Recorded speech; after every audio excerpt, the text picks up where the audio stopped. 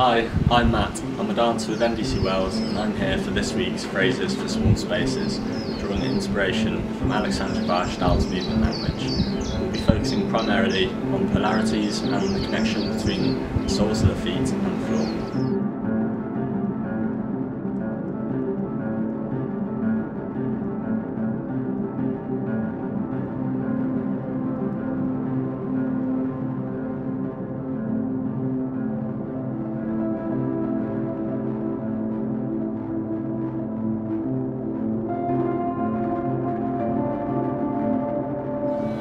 If you'd like to learn the phrase, post your interpretation on Instagram.